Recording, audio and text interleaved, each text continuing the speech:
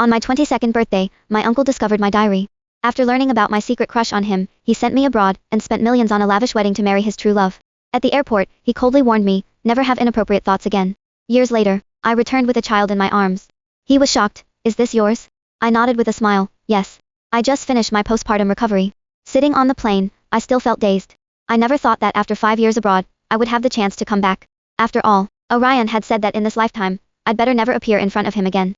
But it was also he who personally bought me a ticket back home, inviting me to attend his and Melissa's wedding anniversary celebration.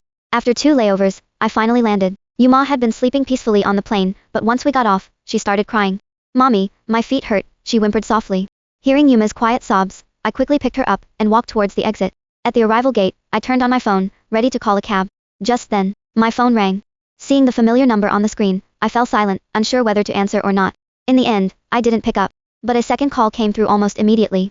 I sighed and finally answered. Orion's voice quickly came through. After years without talking, his voice hadn't changed. Are you out of the airport? I sent an assistant to pick you up, Orion said in a businesslike manner, as if we were strangers. I laughed bitterly, I can get a cab myself. There was silence for a second. Orion probably didn't expect me to say that. After all, back then, I had been well taken care of by him.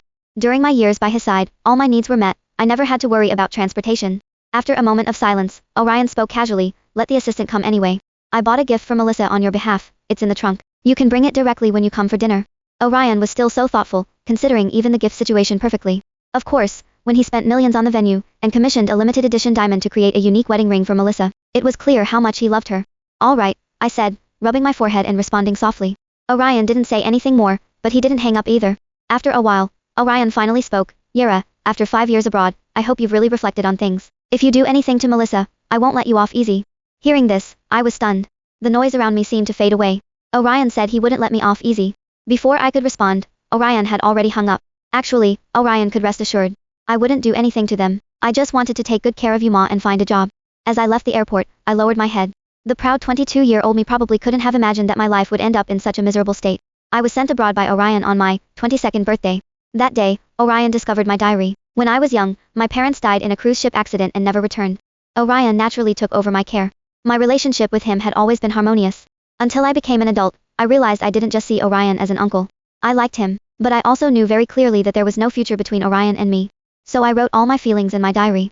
If Orion hadn't seen my diary, I probably could have pretended that my feelings for him were just those of a niece for her uncle. But Orion saw it. He tore up my diary and asked me how I could have such disgusting thoughts. Don't you know I'm your uncle?